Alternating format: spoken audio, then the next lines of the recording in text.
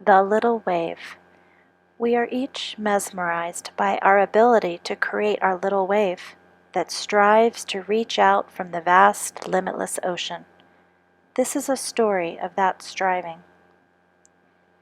As the newly birthed little wave laps up and away from the vast, limitless ocean, it cries out excitedly, "Look at me!" Once crested, it reaches a surprising still point, only to realize, oh no, it was merely a temporary form, for I'm now crashing back into source, the vast, limitless ocean. At full speed, it collapses, gravity pulling it inevitably and destructively downward, smashing the little wave back into the vast, limitless ocean, its false identity lost. It is unique no more, for it has merged back into the One. But there is potential for it to rise up again, taking a new life, a new form, once again seeing if, maybe this time I can be even bigger, perhaps as big as the entire ocean, and then I won't be swallowed up again. The little wave begins to build momentum, to churn, to strive, convincing itself, if I just work a little bit harder, if I just get it more perfect, like the source that birthed me, I can be a tsunami wave so big the entire earth will see me.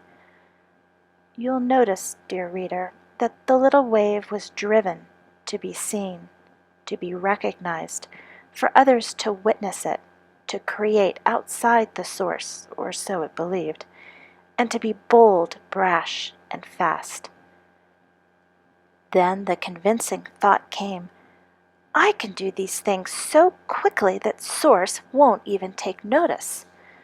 But alas, Source does know about this little wave, for Source is this very wave itself.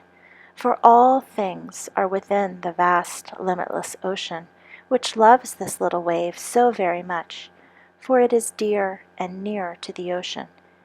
Because of this love, Source allows the little wave to dream big dreams, to explore, to try again and again and again, each time manifesting form, striving to peak even taller as it extends with tremendous effort away from the ocean.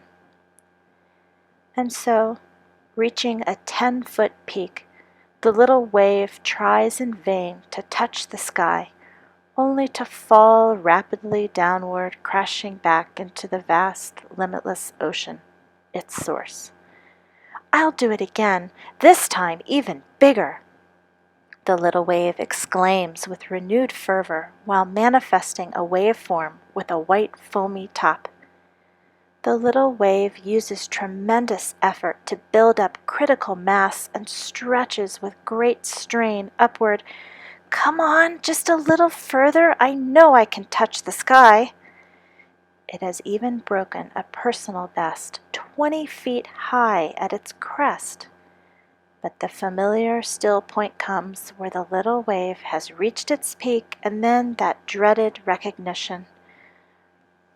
Even at this height, with all this effort, all this dreaming of doing all by self, it's over. No matter what I conceive and do, it always comes to the inevitable crashing down into Source, the vast, limitless ocean. After so many failed attempts, the little wave had a new thought. What if I try another way? What if there is a new approach to this? What if I stop and ask myself, why do I even desire to create a form so big it will be seen and heard around the world? Why do I want to put in full, exhausting effort to even attempt to separate from the vast, limitless ocean? That's my safe, comfortable, loving home. The answer came surprisingly quickly from a very loud and self-assured voice somewhere within the little wave. Why? Well, it's simple, really. You do it for the following reasons. For the insatiable need to be recognized by the powerful, vast, limitless ocean. for the driven desire to stand apart from all the other waves, in the hope they will marvel at what you, the littlest of waves, is doing, achieving, striving, earning all by self, without help from the ocean or help from the other waves. And you do it to show that it is possible for one wave to break out of its bondage, to enjoy the freedom of expression. But the little wave wasn't convinced by this explanation. For the little wave realized that its desire to be the biggest wave and touch the sky, although fulfilled for a brief time, always endured the same result. The forces of gravity successfully pulled it back downward into the vast, limitless ocean. In fact, the higher the little wave manifested itself, the more violent was the little wave's destructive crash back into the vast, limitless ocean. After a very, very long pause, spanning perhaps hundreds of years, a quiet, loving voice, springing from deep inside the little wave, spoke in a gentle whisper. Maybe this desire is not serving me.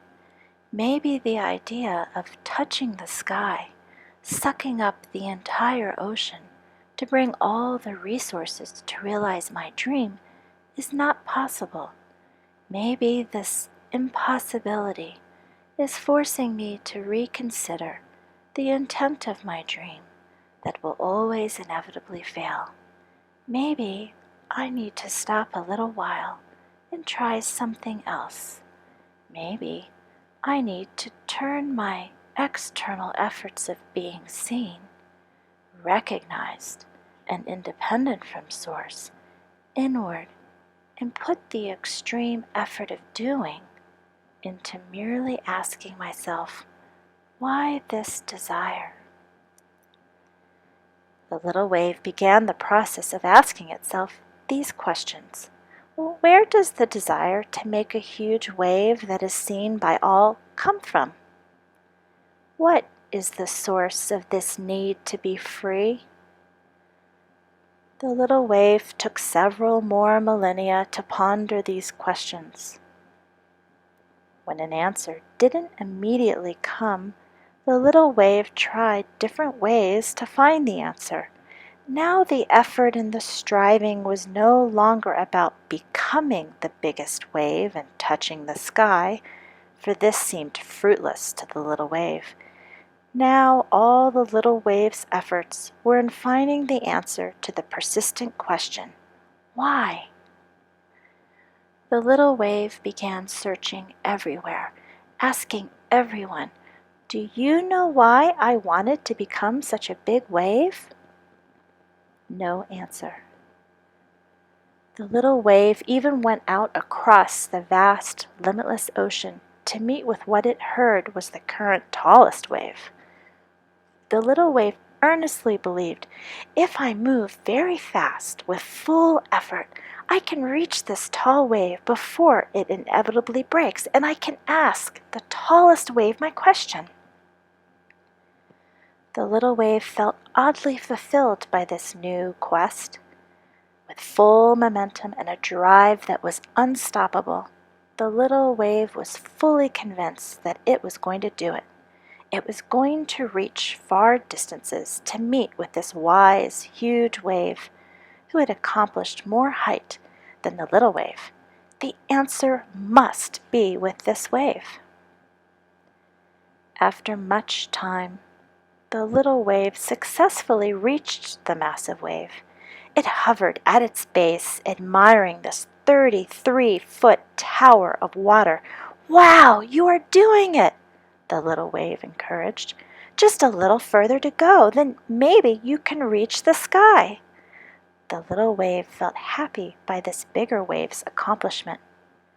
This was a brand new experience for the little wave to feel that something outside of itself actually was the same as the feeling for oneself. My, this is different, the little wave pondered. I don't seem to need to put in the tremendous effort to be the largest wave anymore, because I'm very content and happy recognizing, seeing, and witnessing this big wave fulfill my dream. What a strange, unexpected, happy feeling the little wave experienced. Its desire to go ask the big wave the answer to the question, why? Why do I seek to touch the sky and to be recognized and to be apart from the vast limitless ocean? Well, that need to have the answer to this question simply fizzled, just as the little wave watched the huge wave crash inevitably down into the vast ocean, its temporary form and identity gone forever. But the little wave felt another new feeling arise, hope. By being the witness to another similar striving, the little wave felt empathy and compassion as though it too had experienced all that this big wave had done. Because the little wave had traveled a similar striving path to be the biggest and to touch the sky, it knew and appreciated the big wave. It felt at one with the big wave and in a way had merged with this wave. This is an interesting way to feel and to think. The little wave set out to watch other big waves, and each time the little wave felt the same shared oneness feeling. In fact, this feeling was growing and building its own inner momentum without the little wave even trying or doing anything. After some time passed, the little wave was not so little anymore. It was growing into a bigger wave without effort. No striving to be big, no desire to be seen, just by merely appreciating the other big waves. Just by feeling compassion for their existence, the little wave was becoming huge. It was absorbing all the fallen big waves, becoming merged with them as the witness to their experience. This happened automatically, as it was inevitable that the striving waves would all peak and destructively crash into the ocean. This growing of the little wave was also becoming inevitable. However, instead of the growing being effortful and disappointing, this growing was effortless and filled with hope and contentment. How strange and unexpected! The little wave pondered at its current huge size. And so, my dear reader, time passed as it surely does. Then, on one ordinary day, the quite extraordinary happened. The little wave noticed that there were no more waves to be watched. In fact, there was no thing, just one big wave. Surprisingly, this huge wave was aware of itself, for it could see that it had no peak, no crescendo, no movement at all. In fact, the no-thing wave saw that everything around it was completely still. All was complete. All was the vast, limitless ocean. The little wave felt no desire for movement, no desire for forms to be manifested, no desire for anything to be created.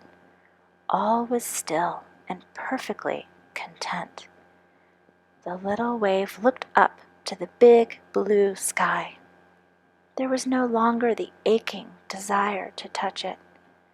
The little wave was surprised that the once powerful, all-consuming longing was no more. Then a remarkable realization occurred. In a flash, it occurred to the little wave. Wait a minute, the blue sky is already touching me. The little wave, in its stopping and in its still point, filled with awe and peace, realized a profound truth. The blue sky has been touching me all along. There was never a need to seek for it. The little wave smiled, content that it need not strive for anything, for All its desires were already fulfilled. All it had to do was stop and take notice. This, my dear reader, is the end of this simple story. But take heart, for it is just the beginning of a much more important one, for that story is your very own. Questions from the little wave. Number 1. What profound realization did the little wave have about its yearning to touch the sky? What did the sky symbolize for the little wave? Who is the source for the little wave? Question 2. What does it mean to stop and to hear the quiet voice from within? Do you ever stop and ask yourself deep questions like the little wave? Or do you find that you are always on the go, getting things done at lightning speed? Question 3. What kind of relationship do you want with God? Question 4. What did the little wave believe brought it more happiness, trying to become a big wave or stopping the search? Question 5. What was meant in the first paragraph by false identity? Question 6. How are people in your culture more similar than different? And how are all people of Earth similar? Question 7. How is empathy different from compassion? Some pointers to help find answers to the above questions. Number 1. Do you believe that God is always above you, below you, in front of you, behind you, and in you? Or is God far, far away and separate from you? When you pray to the God of your understanding, quote, is anyone out there? Can you connect to God through your senses? How do you see God? Do you perhaps see God when you look at nature, such as the ocean, or a mountain, or when people are helping each other, or in the eyes of a beloved pet? How do you feel God?